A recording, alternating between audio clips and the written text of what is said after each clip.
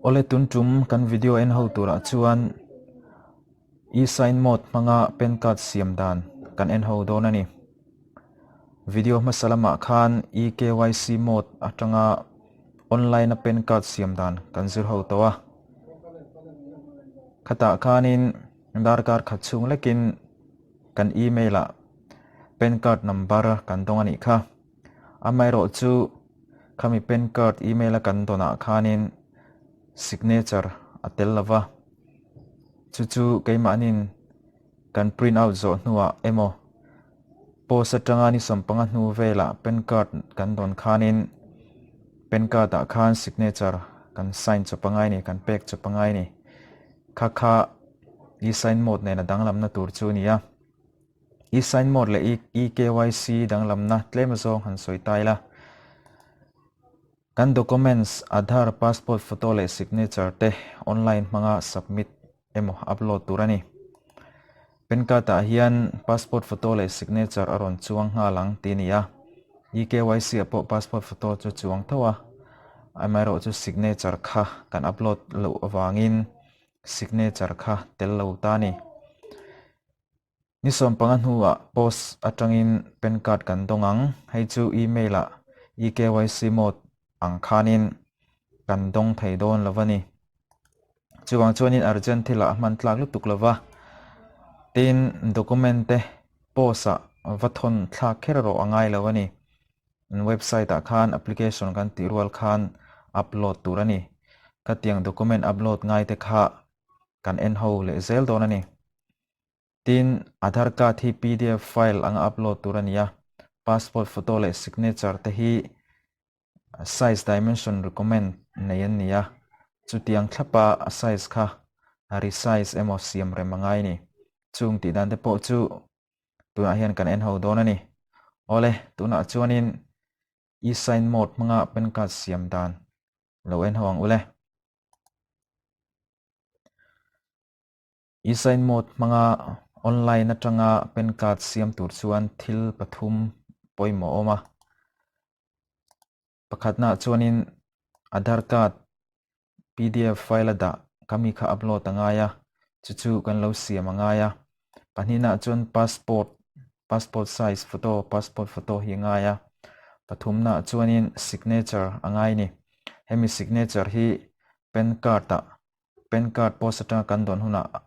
aronin sign sa donani kha poimo na niya tin passport hi Aadhaar card ami kha kan rin du chuan passport hi upload angai lo mai thaya amai ro chu Aadhaar card mode eKYC mode kan ti don lo wangin passport te Aadhaar le signature heng pathum te hi kan upload angai ni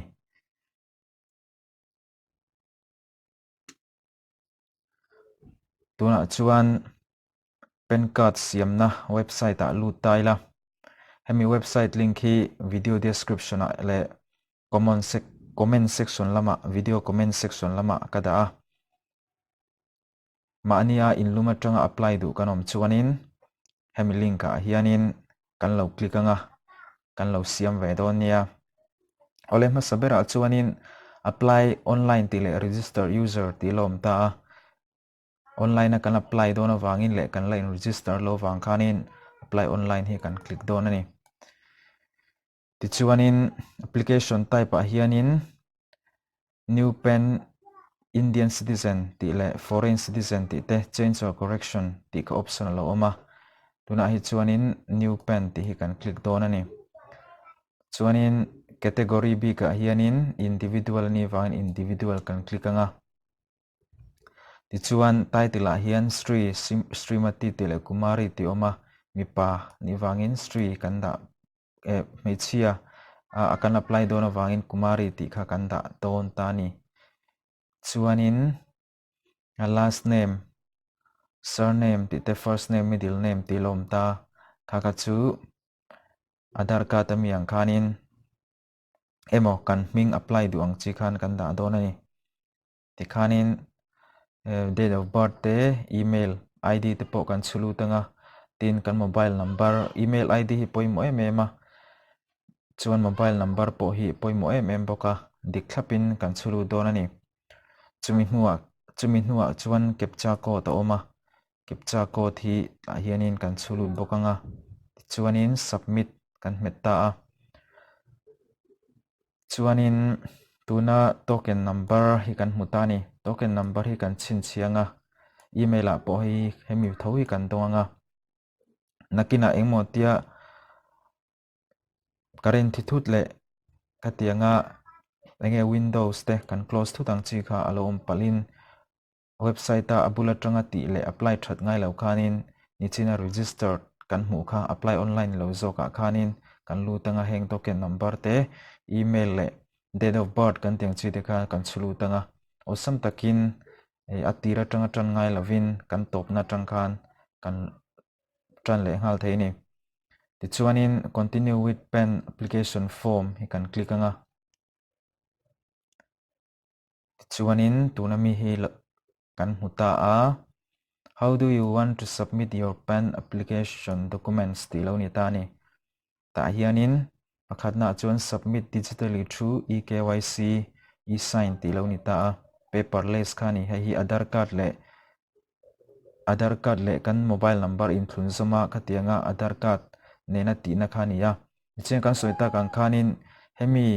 eKYC paperless athat lo na kan ti na chan chu heta hianin signature kha a om lo ani amero chu hemi hi post atanga hemi pen card hi kan don hnuwa kan sign chop le thei tho ani signature kha chu kan pe chop thei tho ani physically in kha adang lamna nia chuanin panhina hian submit scan image through e-sign ani ta tuna kan ti tum hi ta ni e-sign chuta chuanin athat na chu signature te kan upload don awang khanin post atanga pen card kan don khan hetiang hianin signature aron pengal don ani hemi ang lo hianin chu athat na ani ti chuanin panhina submit scan image through e-sign hi kan select don ani ti chuanin whether physical pen card is required te hianin khulama tanga posa pen card anon thon kha athat ve hrim wangin yes kha kan tianga ti chuanin physical pen card man ngatlema zong choi nga ya tam lawa yes kan select anga chuanin Aadhaar number kan ti te full name of applicant kan tiang chi khang kan ti to ho kha aron lang le ta ti chuanin date of birth te gender kan tiang chi te an select anga chumi hnuwa ta hianin details of parents ti lampang alo ni le ta nul pa nei to long chi kha chuan ta hian yes kha click turania mai ro chu pa nei ta pa la nei tan chuan no khani maya chuanin father's name te kan da anga mother's name hi chu optional ni wangin ada lo thei ta parents name to printed on pen card te father's name kan da don bokani ti chuanin next kan click anga source of income a hianin student kan ni chuan no income kan la nei lo ni chuanin kan tiang salary kan nei to ni kha chuanin salary a hian kan click mai anga tiang chin hi tiang adang te poi kan click a tunami apply na tur hi chu income nei lo student ni wangin no income kan click ta ni ti chuan address for communication a hian residence ani le maya Aadhaar nena kan link lo awang khanin eKYC kan ti lo wang khanin resident address hi Aadhaar mi kha kan ring thei lo hi ashanin kan fill up le vek don ani kan fill up zo hnuwa khanin country code ti te email heng ti kan check anga thuan next le don ani kan next zo huna area code te AO type te range code AO number ti te lom ta ti chuanin India ram hun sang hi chuanin atlang puin headline hi anhan klika Indian citizen han klika ti chuanin option alom thin ani hei area code te AO type range code AO number ti fill up tur hi automatic in aron lang thin ani amero chu Mizoram kan ti te Manipur anga te na lang thelo notice a hian tlang puin chuanin Mizoram bi ka tanga apply tur chuan tuna kan hmu hi hemi hi apply top mai la area code ta hian SHL AO type a hian W range code ta hian 16 AO number a hian 41 hemi hi heta hianin henga te hianin kan fill up don ani ti chuanin save draft hi poim oi mema chan chu engmoni pala ti sual zeu kha om theya kan lo save khan kan save no tang chi khan ta hian kan lut non le thei don ani atira tang apply non ngai to lovin chuanin kan save zel don ani khami kha kan ti zo hnuwa documents lampang alo lang le ta ni chiang kan suang khanin Aadhaar mo ta kan ti lo wang khanin eKYC mo ta kan ti lo wang khanin automatic in Aadhaar khalo in select lo ta chuanin proof of identity a hian enge kan dang proof of address a hian proof of date of birth a hian enge kan dang ti kha kan du kan select the Aadhaar te po kan select the du chuanin driving license voter ID te chuanin birth certificate te po kan da the ni ka kan select dan khani mai ta tuna hi chuanin Aadhaar kha kan select vek ta ni chan chu Aadhaar a hianin kan address te kan identity le date of birth zong kha vek to wang khanin Aadhaar dik tak nei kha chuanin Aadhaar kha kan select mai don ani chuanin declaration te lom ta ti chuanin eKYC mode a ngai lo thilom ta chu upload photo signature ti ni ta ni ahma eKYC a kha chuanin Aadhaar mi kha Aadhaar mi a passport photo mang kha kan ring ngal theini kan du chuanin ashrana photo da ngai lo khanin passport photo upload ngai lo khanin amai ro chu e-sign mode ve thunga hi chuanin signature le photo le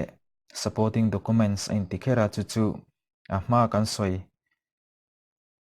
Aadhaar card khami Aadhaar card kha kan upload don ani tuna hianin chuanin photo passport photo big hi JPEG mode ani tur nia PNG ti te kha chu thei don lo ani JPEG le JPG chinang renga ti chuanin a dimension hi 3.5 into 3.5 by 2.5 cm durani a chuanin a size hi 50 KB ani turani a exceed turin lo ani maximum file size ania ti chuanin khami lawa chuan signature helama hian upload tur lom le ta signature hi 2 by 4.5 cm turani a maximum file size hi 50 KB pel turani lo ani ti chuanin supporting documents a hianin Aadhaar card emo voter ID kan lo select ani chuan voter ID te pon yanga kha kan add don ani ti chuanin heta hian en taila midang ta vai ho ta an apply na mi tuna hian kan la loka Aadhaar te hei passport photo nia hei signature ani ta hemi hi kan upload don ani ti chuanin tuna kan hmuang hianin kan upload ta hemi signature ania hemi hi photo ania ti chuanin Aadhaar hi ta hian kan upload bawk ani ti chuanin submit kan hmeta ti chuanin form 49A kha kan check don ta ni tuna ahma zonga kan fill up ho zong kha dikem ti kan check don ni personal details te full names of applicants ti te khatiang zong te tin kan thil upload zong te kha ron lang ta ni chuanin proceed kan hmetanga proceed zo hianin mode of payment a hianin demand draft te online payment through Paytm te online payment through BillDesk hei chu net banking khani maya net banking a hian tuntuma hian keman ka pedona kan pedona chuanin net banking hi kan select anga chuanin agree to the term of service kan click anga proceed to payment kan click lenga chuanin heta hianin credit card atangina pek theya debit card kan ti ATM atangina pek thei boka internet banking wallet te tin UPI kan tiang chi te na pek theya tuna big hianin net banking atang kan pe nga kan du danin kan pe thei ni hei chu ti chuanin khami kan pek zo khanin transaction successful aron ti ta ni ti chuanin reference number te date of time transaction te payment amount kha za som ni pasari ani ta ti chuanin continue kan met le don ani continue kan me zo hianin Aadhaar kha kan upload kha authenticate alo ngai ta ni ti chuanin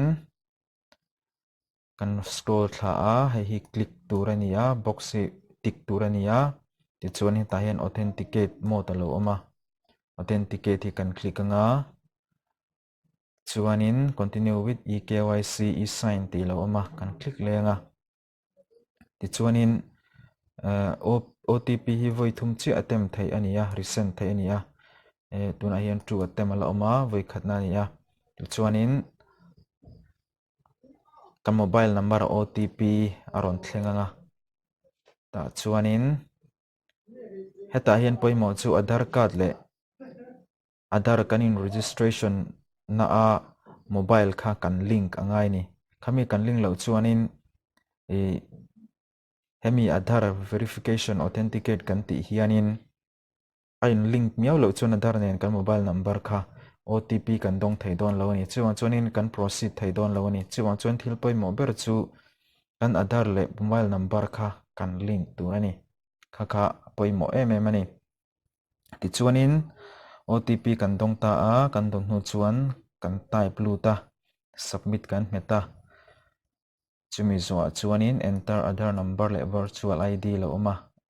Aadhaar hi kan nei tho wangin Aadhaar number kan enter mai anga chuan nei hi kan tick bok anga ti chuan request hi kan click le bok anga request OTP khani china khan kan click awangin OTP atharin adang kan dong lenga chuanin mobile kan don kha kan enter lenga chuanin submit kan met le don ani kami submit kan me nuwa khan kan click nuwa khanin thanks for using online facility for PAN application anita chuanin if you have digitally signed your application using e-sign or eKYC, then there is no need of forward physical documents enditani tuna hianin e-sign manga tikan ni wangkhanin physical documents te kha physically ya posa center lama wa thon thla kha ngai lo ti na angani chu chuanin PDF download tur ta hianin aron chhom ngal ta a hi email a po kan dong don ani amero chu ta poina download theya chuan eta kan PDF file hi password protected ania chumi open tur chuanin date of birth emo incorporation emo kami formation emo kami kha heta hianin kan click lu angai ni omzia chu kan date of birth kha date month le year azir khanin kan chulu don ni ti chuanin kan okay nga kan okay a kan open ta ti chuanin application form ti hianin kan hmutani application form hi kan soyang khanin center lama khu lama thon thla ka ngai chuang lowa hemi kan ti zo hnuwa chuan post atanga pen card lo thlen hun ni som panga emo thlakhat vel chunga lo thleng tur khami kha lo nga khani deuh char mai ni email a khanin pen card number le pen card download tura download thei turin anon chhop don lawa minon thon don lawa chuanin lo nga deuh char khani mai ni ama se ni chinga kan soeng khana than ve na chu pen card ta khan signature kha aron ngal don ani anon bel ngal don ani kha than ve em na nia chu ti lawa chuanin eKYC mode Aadhaar ne na video masalama kan ti to kha tha em emergency urgent thila chuanin darkar khat chung velin kan apply theya chuanin email a khan kan pen card number minon thon ngal bokani pen card number kha kan man du berani wang khanin khata khan pen card a khan signature te lo chuang lo ma sela apoina om lawa achon chu kan vamang chuang lawa khami pen card kha a number zo kha kan du wangin urgent thila chuanin eKYC mode hi kan hmang don nia e-sign hi chu nakin dewa anu dewa pawh apply le thei thawa chuwang chuanin urgent thila chuanin Aadhaar link ngei kha eKYC khanin darkar kha chung khanin PAN card number kan hmu dawn ani kha tuntuma e-sign mode hmanga online a PAN card dil dan ani